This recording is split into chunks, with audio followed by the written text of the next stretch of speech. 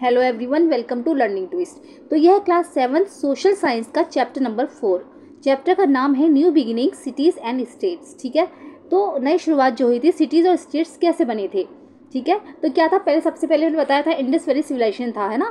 तो वो नष्ट हो गया था, वो जो शहर था ना जब बने थे, तो किसी न किसी तरीके से वो नष्ट हो गए थे, सारे ख़त्म हो गए थे। अब ये नहीं कहा जा सकता कि वहाँ पर कोई बीमारी हुई थी या फिर वहाँ पर कोई नेचुरल डिजास्टर आया था, क्या हुआ था कुछ नहीं कहा जा सकता कि, लेकिन वो जो सारे शहर थे वो सब नष्ट हो गए थे। उसके बाद में ये सेकंड बिगिनिंग्स हुई थी, जो सेकंड अर्बनाइजेशन हुआ था उसकी शुरुआत हुई थी। तो कैसे ही सिटीज़ और स्टेट्स बसे थे उसी के बारे में चैप्टर है। चलिए इसको शुरू कर लेते हैं। ओके,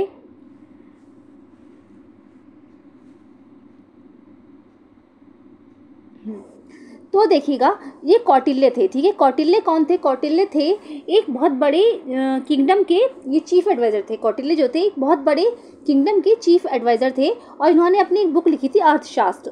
उसमें उन्होंने क्या बताया था, उनका कहना था कि the kingdom shall be protected by fortifying the Capitals and the towns at the frontiers. कोई भी राज्य, ठीक है, वो सुरक्षित होना चाहिए किससे? फोर्टिफाइंग द कैपिटल, जो राजधानी है उनकी उसमें वो फोर्टिफाइंग होना चाहिए, और जो टाउन्स हैं वो फ्रंटियर्स से कवर हो चाहिए। यानी कि फ्रंटियर्स होता है जैसे कि मान लीजिए कोई राजा, कोई हमारा महल है या कोई राज्य है, उसकी जो बाउंड्रीज होती हैं उसको बोलते हैं फ्रंटियर्स। तो मतलब उसकी जो राजधानी होती है, राज्य होता है, राज्य की जो सारी बाउंड्रीज से वो कवर होना चाहिए और वो फोर्टिफाइंग होना चाहिए। फोर्टिफाइंग मतलब किलेबंदी करी गई हो सारी, मतलब वो इतना सुरक्षित होना चाहिए कि कोई भी बाहर का शत्रु आकर उस पर आक्रमण ना कर सके। The land should not only be capable of sustaining the population but also outsiders in times of calamities। जो वहाँ की लैंड हो वो ना कि ऐसी हो इस काम में ही वो जो है कैपेबल ना हो कि वो सिर्फ पॉपुलेशन को ही वहाँ पर रख सके, मतलब वहाँ पर सिर्फ जनसंख्या ही निवास न करती हो, बल्कि वो ऐसी होनी चाहिए समय पर अगर कोई हमें ज़रूरत पड़ जाए, कुछ कैलामिटीज़ आ जाएँ, कुछ नेचुरल आपदाएँ आ जाएँ, तो उससे वो हमें सुरक्षित कर पाए। इट शुड बी ब्यूटीफुल, ये सुंदर भी होनी चाहिए, जो ये राज्य है ये सुंदर होना चाहिए। Being endowed with cultivated land, और इसमें क्या होना चाहिए, इसकी जो लैंड है वो कल्टिवेबल होना चाहिए, यानी कि वहाँ की जो लैंड है वो उपजाऊ होनी चाहिए, मतलब उसमें हम खेती कर सकें। माइंस होनी चाहिए वहाँ पर, टिम्बर फॉरेस्ट होने चाहिए, टिम्बर के जंगल होने चाहिए वहाँ पर, एलिफेंट फॉरेस्ट होने चाहिए, वहाँ के जंगलों में हाथी होने चाहिए।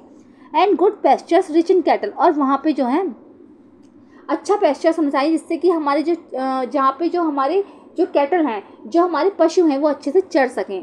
It should not depend only on rain for water, ये सिर्फ जो है बरसात के लिए जो पानी आता है, रेन वाटर जो होता है उस पर ही डिपेंड नहीं होना चाहिए, मतलब वहाँ पर पानी के सोर्सेज बहुत होने चाहिए। ये नहीं कि हम पानी का इंतजार कर रहे हैं तभी फसल उगेगी या सारे काम तभी शुरू होंगे, नहीं, वहाँ पे पानी के लिए भी और भी अरेंजमेंट होने चाहिए। It should have good roads, उसमें अच्छी अच्छी सड़कें होनी चाहिए।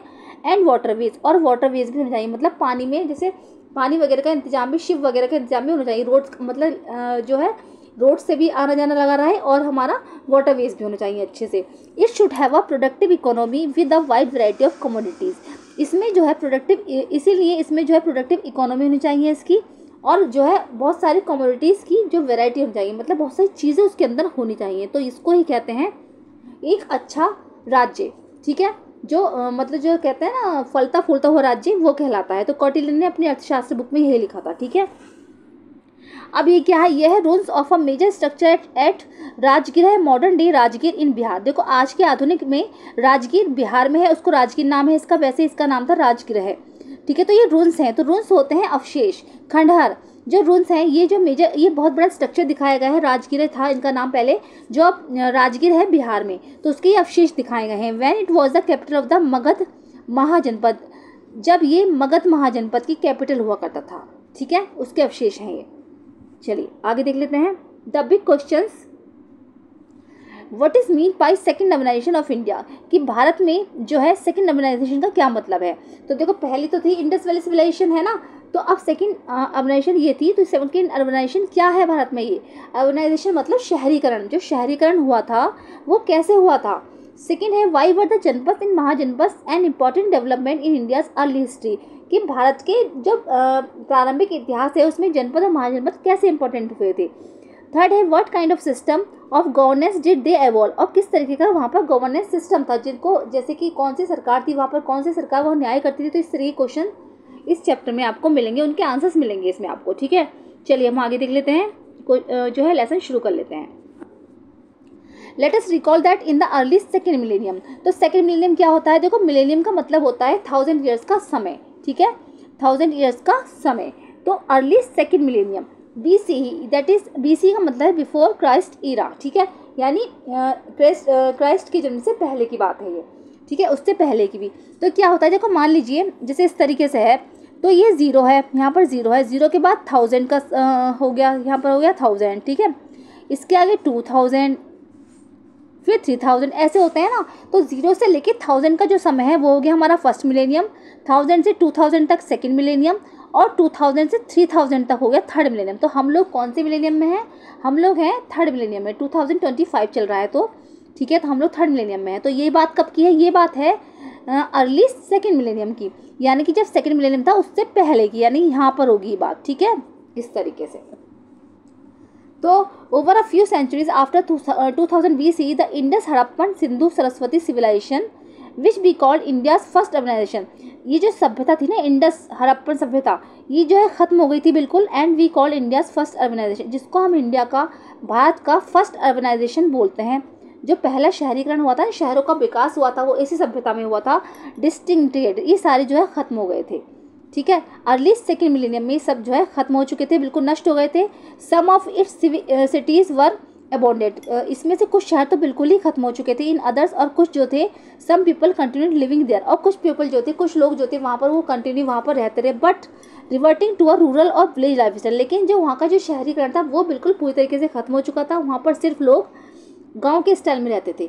वहाँ पर जो लोग रहते थे वो रूरल और विलेज लाइफ स्टाइल में रहते थे। They had to, since all the components of the Harappan urban orders had disappeared, वहाँ पर जितने भी कंपोनेंट्स थे हड़प्पन अर्बन सभ्यता के, वो सारे जो थे नष्ट हो चुके थे। इलेबोरेट स्ट्रक्चर, जितने बड़े बड़े इलेबोरेट स्ट्रक्चर्स थे वो खत्म हो गए थे, बोथ प्राइवेट एंड पब्लिक, चाहे वो प्राइवेट हो चाहे वो पब्लिक हो। क्राउडेड स्ट्रीट्स, भीड़ वाली सड़कें खत्म हो चुकी थी, एंड बिजी मार्केट्स, जो बिजी मार्केट्स थे वो खत्म हो गए थे। Different communities with specialised occupation, और अलग अलग समुदाय जिनके अपने अलग अलग ऑक्यूपेशन थे, जैसे कि मेटल स्मिथ लोहार थे, पॉटर्स थे बर्तन बनाने वाले कुम्हार, बिल्डर्स, वीवर्स जो बुनकर होते हैं, क्राफ्ट्स पीपल जो क्राफ्ट पर्सन थे, एंड सो ऑन, जितने भी सब थे सब कुछ खत्म हो चुके थे। शहरीकरण जो था वो बिल्कुल खत्म हो चुका था। A writing system, a sanitation system, the presence of an administration, and behind it all a larger state structure with a ruling class at the head। पहले जो मतलब एडमिनिस्ट्रेशन था, जो राइटिंग सिस्टम था पहले डेवलप, इसमें कि लिखाई होती थी, वो अलग बात थी, वो समझ में नहीं आती थी, लेकिन राइटिंग सिस्टम था वहाँ पर, है ना। एडमिनिस्ट्रेशन जो था वो खत्म हो चुका था। Larger state structure with a ruling class at the head, और जो मतलब जैसे रूलिंग क्लास होते थे ना, उनका एक हेड भी होता था, वो सब कुछ खत्म हो चुका था। And for a whole millennium urban life remain absent from India, और लगभग कम से कम पूरे मिलेनियम में जो अर्बन लाइफ थी, जो शहरीकरण था, जो शहरी जीवन था, वो इंडिया से बिल्कुल गायब हो चुका था, बिल्कुल एब्सेंट हो चुका था वहाँ से। Though there may have been a few towns here and there in north India, यद्यपि वहाँ पर कुछ कस्बे जो थे नॉर्थ इंडिया में यहाँ और वहाँ थे, लेकिन वो सब जो थे रूरल ज़िंदगी गुजार रहे थे, वो सब विलेज लाइफ स्टाइल में वहाँ पर जी रहे थे, ठीक है। चलिए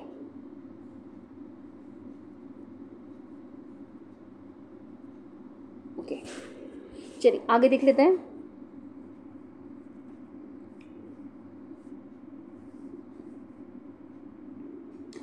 Indeed, there were important regional cultures which we need not study here। ठीक है, वास्तव में वहाँ पर कुछ इम्पॉर्टेंट जो टाउन्स बचे हुए थे, जो रूरल ज़िंदगी जी रहे थे, जो विलेज लाइफ स्टाइल में जी रहे थे, तो वहाँ पर रीजनल कल्चर्स जो थे वो इम्पोर्टेंट थे। रीजनल कल्चर्स का मतलब जो ट्रेडिशन थे उनके, जैसे होता है ना गांव में कुछ परंपराएं महत्वपूर्ण होती हैं, तो जो उनके ट्रेडिशन थे वो आज भी वहाँ पर थे, इंपॉर्टेंट थे वहाँ पर, which we need not study, जिनकी यहाँ पर पढ़ने की स्टडी करने की कोई भी आवश्यकता नहीं है। Then in the first millennium, उसके बाद फर्स्ट मिलेनियम में बीसी मतलब बिफोर क्राइस्ट एरा, मतलब क्राइस्ट के जन्म से पहले फर्स्ट मिलेनियम में a vibrant new phase of urbanisation began in the Ganga plain. सबसे पहले जो न्यू फेस अर्बनाइजेशन का बना वो कहाँ बना? गंगा प्लेन्स में बना। तो गंगा प्लेन्स की जो ज़मीन थी, मैंने पहले भी बताया था कि गंगा प्लेन्स में सबसे ज़्यादा डेवलप हुए थे जो शहर थे, क्योंकि लोग उस नदी के किनारे पर ज़्यादा रहना पसंद करते थे, क्योंकि वहाँ की ज़मीन बहुत अच्छी थी, फर्टाइल थी, क्योंकि जितनी भी नदियाँ आती थी वो अपने साथ एलुवियल सॉइल बहा कर लाती थी, और जितनी भी वो मिनरल्स थी वो सब सॉइल में जो सिल्ट वगैरह जो छोड़ देती थी वहाँ पर, जिससे वहाँ की जो धरती थी, जो वहाँ की लैंड थी वो ज़्यादा फर्टाइल हो गई थी, और वहाँ पे फसल बहुत अच्छी होती थी, पानी की अच्छी व्यवस्था थी, तो सब लोग गंगा प्लेन्स में ही रहना चाहते थे। तो सबसे पहले जो शहर बसे थे वो गंगा प्लेन्स में बसे थे। पार्ट्स ऑफ द इंडस और Sindhu basin and neighbouring region, जो कि इंडस और सिंधु बेसिन का पार्ट्स है और नेबरिंग जो आस पड़ोस के एरिया का भी जो पार्ट्स था। Gradually spreading in other parts of the sub continent, जो कि धीरे धीरे सब कॉन्टिनेंट के और पार्ट्स में भी फैल गया। How do we know this, तो ये कैसे कह सकते हैं, mainly from two sources, mainly two sources थे वहाँ पर। Archaeologic exhibition that we have confirm the existent of those ancient urban centres. एक तो आर्कोलॉजिकल एक्सिबिशन वहाँ पर बहुत ज़्यादा मिले हैं। आर्कोलॉजिकल मतलब जब खुदाई हुई थी ना, तो वहाँ पर ऐसे ऐसे अवशेष मिले जिससे पता चलता है कि हाँ यहाँ पर अर्बन सेंटर्स बने थे। And ancient literature describing them, और वहाँ पर जो है प्राचीन लिटरेचर जो है वो भी देखने को मिलता है, जैसे कि late Vedic, Buddhist and Jain literatures are full of references to this new urban centre. इनसे जो है जो अवशेष मिले, जो प्राचीन सभ्यताएं थी, जो लिटरेचर मिला, उनसे पता चलता है कि वहाँ पर जो है अर्बन सेंटर्स बने, गैंगेटिक प्लेन्स में ज़्यादा बने थे, ठीक है। तो this new phase is often called India second urbanisation which incidentally has continued right up to the today. तो the new phase is often called, इसीलिए इस नए फेस को इंडिया का सेकेंड अर्बनाइजेशन कहा जाता है, विच जो कि incidentally has continued right up today. Let us see how this phase emerge. तो जो आज भी जो है जारी है, आज भी तो कुछ शहरों का विकास हो ही रहा है ना, शहर कैसे कैसे बने, तो तब से ही सेकेंड अर्बनाइजेशन स्टार्ट हुआ। आइए देखते हैं कैसे ये इमर्ज हुए, ठीक है। नेक्स्ट टॉपिक आएगा जनपद एंड महाजनपद का। Towards the end of the second millennium BCE, ठीक है। तो जब सेकेंड मिलेनियम का एंड हुआ था, BCE बिफोर क्राइस्ट एरा, यानी उनके जन्म से पहले जो सेकेंड मिलेनियम का जब एंड था, regional cultures gradually reorganise themselves in north India में जो रीजनल कल्चर्स थे वो रीऑर्गेनाइज हो रहे थे। मतलब जो उनकी वहाँ पर जो परंपराएं थी वो जन्म ले रही थी, जो ट्रेडिशन थे वो फॉलो की जा रहे थे। एज पीपल फॉर्म क्लैंस और ग्रुप, लोग जो थे वहाँ पर कुल और ग्रुप्स में रहने लगे थे। लोगों ने अपने अपने कुल बना लिए थे, अपने ग्रुप्स बना लिए थे। Probably sharing a common language and common custom, चाहे उनके ऐसे होते थे जैसे लोग कुल बना लेते थे, ग्रुप्स बनाते थे, मतलब एक ही उनकी लैंग्वेज होती थी, एक ही उनकी कस्टम्स होते थे, त्यौहार वगैरह होते थे, एक ही उनके रिचुअल्स होते थे।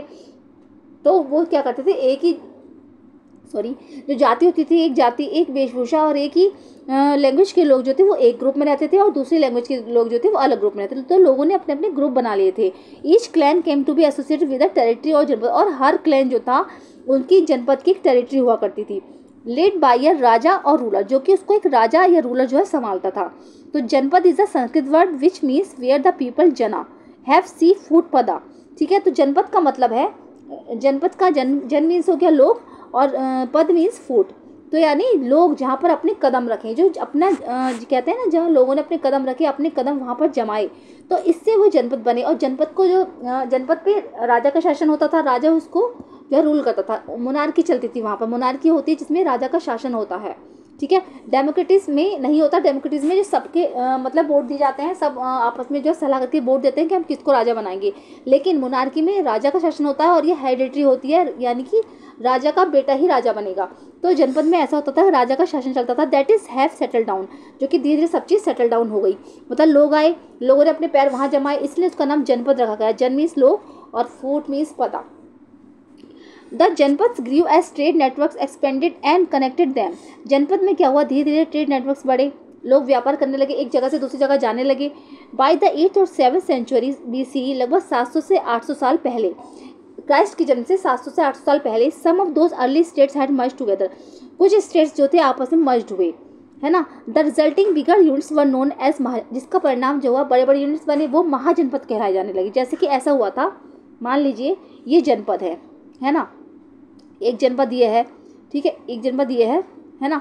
इसमें अलग तरीके के लोग रह रहे हैं, अलग अलग वेशभूषा, अलग अलग कल्चर के लोग रह रहे हैं, अलग अलग लैंग्वेज के लोग हैं। ऐसे ही इसमें है ना। तो सारे जनपद अलग अलग इकट्ठे हुए, है ना, इसमें अलग तरीके के लोग रह रहे हैं। तो जब ये सब जनपद जो थे मर्ज हो गए, ये सब एक में मिल गए आपस में, तो मिल गए तो इन्होंने एक बहुत बड़ी यूनिट बना ली पूरी, जो कि महाजनपद कहलाई। सारे जनपद को मिला के एक बहुत बड़ी यूनिट बनी जो कि महाजनपद कहलाई, ठीक है। तो ऐसे ही although the text have different list of them, जबकि क्या है, टेक्स्ट जब आए, टेक्स्ट में जो किताबें हैं, जो अवशेष मिले हैं, जो पुरानी चीज़ें मिली हैं, उसमें जो है महाजनपद की बहुत लिस्ट है, बहुत लंबी लिस्ट है। लेकिन उसमें सबसे ज़्यादा जो मेनली माने गए हैं वो 16 महाजनपद माने गए हैं। Extending from Gandhara in the north west में गांधारा, ठीक है, अंगा इन द ईस्ट में Anga, and to Ashmaka in central India में Ashmaka, close to the Godavari river, जो कि गोदावरी रिवर के पास है, ठीक है। तो देखो ऐसा होता है, मैंने मैप में पहले बताया है आपको, ये नॉर्थ हो गया आपका, साउथ है ना, ईस्ट एंड वेस्ट ये। तो जो है गंधारा इन द नॉर्थ वेस्ट, तो गंधारा यहाँ रहा होगा इधर नॉर्थ वेस्ट में, है ना, इस तरीके से होते हैं। अंगा इन द ईस्ट, अंगा इस साइड में है ना, ईस्ट में। And to Ashmaka in the central India, और अश्मका जो है वो सेंट्रल इंडिया में होगा बिल्कुल, ठीक है, इस तरीके से थे। क्लोज टू द, जहाँ पर गोदावरी रिवर है उसके बिल्कुल पास में। तो there may have been a few more along with some smaller janapada continuing independently, कुछ और भी थे जो कि इसमें सब कुछ छोटे छोटे जनपद भी थे जो कि कंटिन्यूइंग जो कि स्वतंत्र रूप से एक साथ रह रहे थे। कुछ तो ऐसे थे जो मर्ज हो गए थे, जनपद सारे जुड़ गए थे, महाजनपद बन गए थे, लेकिन कुछ जनपद ऐसे भी थे छोटे छोटे जो इंडिपेंडेंटली रह रहे थे। थिंक अबाउट इट, जरा इसके बारे में सोचते हैं। Notice how many of the mahajanapada are concentrated in the Ganga plains, जरा ये नोटिस कीजिए, जरा चेक कीजिए कि कितने महाजनपद हैं जो कि गंगा प्लेन्स में रह रहे थे, कितने जो मतलब कंसंट्रेटेड हुए थे गंगा प्लेन्स के आसपास। तो देर अधिकतर वहीं पर हैं, ज़्यादातर जो है बीच में ही इकट्ठे हुए थे गंगा प्लेन्स के पास, क्योंकि सबने वहीं पर रहना चाहा था। तो there are several possible reasons for this, इसके बहुत सारे रीजंस भी हैं, including the growth of agriculture in the fertile Ganga plains, क्योंकि एक तो इसमें मेनली जो है वो गंगा प्लेन्स में जो एग्रीकल्चर की व्यवस्था थी बहुत अच्छी थी, क्योंकि वहाँ की जो लैंड थी वो फर्टाइल थी, उपजाऊ थी। The availability of the iron ore, और वहाँ पर जो ज़मीन थी ना वहाँ की, उसकी सॉइल में आयरन ओर की मात्रा ज़्यादा थी। In the mountains and hills and the formation of new trade network, और वहाँ पर जो नए नए ट्रेड नेटवर्क से उनका भी डेवलपमेंट हो रहा था, मतलब एक स्थान से जाने की, एक स्थान से दूसरे स्थान पर जाने की व्यवस्था अच्छी थी, रूट्स अच्छे थे, है ना, वाटरवेज अच्छे थे, रूट्स वगैरह अच्छे थे, लैंड का जो था वो भी अच्छा था, तो इसीलिए जो है वहाँ पर लोग बसना चाहते थे। ऐसे ही है, let us explore the most powerful of these new states were Magadha, Kosala, Vatsa and Avanti. इसमें जो सबसे ज़्यादा पावरफुल स्टेट्स थे वो थे Magadha, Kosala, Vatsa and Avanti. Looking at the map can you identify the capital, आप जो मैप में देखिए और इन कैपिटल्स को आप आइडेंटिफाई कर सकते हो। Also how many can you match with Indian cities of today. Compare this map with the map of the regions mentioned in the Mahabharata, Mahabharata का जो मैप दिया गया था उससे कंपेयर कीजिए। See figure 5.4 in the chapter India, that is Bharat in grade 6, and list the names common to the both maps. What do you think this implies, ठीक है। चलिए, तो the map figure 4.3 shows the Mahajan, जो map है figure 4.3 वो दिखाता है महाजनपद को, कैपिटल्स को उनकी। मोस्ट वर फेयरली लार्ज, अधिकतर इसमें से बड़ी बड़ी थी। वेल 45 सिटीज़ थे, अच्छे से 45 सिटीज़ थे, मतलब सारे में किलाबंदी करी गई थी, अच्छे से उनकी बाउंड्री थी। With a moat running outside the fortification as further defence. With a moat, moat होता है देखो ये, a deep wide ditch surrounding a fort for a fortified city and filled with water. तो मोट क्या होता है, मोट होता है जैसे किलाबंदी कर दी गई, किसी राज्य की चारों तरफ किलाबंदी कर दी गई, बाउंड्री बना दी गई है, तो उसके आसपास क्या होता था, गड्ढे कर दिए जाते थे, गड्ढों में पानी भर जाता था, जिससे पानी भरने से क्या होता था, कोई दुश्मन जो है आ नहीं सकता था पानी में भर के, क्योंकि पानी उसके चारों तरफ होता था। किले की किलेबंदी कर दी जाती थी मोट से। तो outside the fortification as further defence, जिससे कि सुरक्षा हो सके, कोई भी बाहर का आक्रमणकारी आक्रमण ना कर सके। Often the gateways through the rampart walls would be deliberately kept narrow, बल्कि जो गेटवे होते थे वो बहुत संकरे होते थे, पतले होते थे, और एक रैम्पार्ट वॉल्स भी होती थी, मतलब जो रैम्पार्ट वॉल्स आपने किलों में देखी होगी, ऊपर बाउंड्री के ऊपर जो है मतलब फिसलती सी वॉल होती है, इस तरीके से रैम्पार्ट वॉल्स होती है। Would be deliberately kept narrow, so guards में control the movement of people, जिससे क्या होता था, गार्ड्स जो होते थे वो लोगों के मूवमेंट में कंट्रोल करते थे कि कौन आ रहा है कौन जा रहा है, वहाँ पर खड़े होकर देख सकते थे आराम से। जो देखा होगा आपने फिल्मों वगैरह में देखा होगा, फिल्म्स में सॉरी, तो तोप्स वगैरह लगा कर देखा होगा, किलों में लगी रहती थी तोप्स वगैरह, तो इसमें जो गार्ड्स होते थे, जो उनके सिपाही होते थे, वो आराम से देख सकते थे कि बाहर से कौन आ रहा है कौन नहीं आ रहा है, कौन हमारे किले पर आक्रमण करने वाला है, इस तरीके से उन पर नजर रख सकते थे। ओके, तो और हाँ, एंड गुड्स एंटरिंग और लिविंग द सिटी, की कौन जो है हमारे राज्य में अंदर आ रहा है, सामान लेकर जा रहा है, कौन जो है शहर को छोड़ रहा है। It is fascinating to note the most of these ancient capitals continuing to be living cities today modern city. ऐसी जो बहुत सारे जो है आज भी हैं मॉडर्न सिटीज़ बन गए हैं, and that are open 25 years old, जो कि 2500 साल पुराने भी हैं, ठीक है। चलिए, अब नेक्स्ट टॉपिक आएगा अर्ली डेमोक्रेटिक ट्रेडिशन, जो कि हम नेक्स्ट वीडियो में कवर करेंगे। वीडियो बहुत लंबी हो जाएगी, ठीक है। तो वीडियो कैसी लगी है ज़रूर बताइएगा, अगर पसंद आई तो लाइक करिए, चलिए फर्स्ट टाइम इसको प्लीज़ सब्सक्राइब करिए, साथ में बेल आइकन भी प्रेस करिए। मिलते हैं नेक्स्ट वीडियो में, थैंक यू सो मच।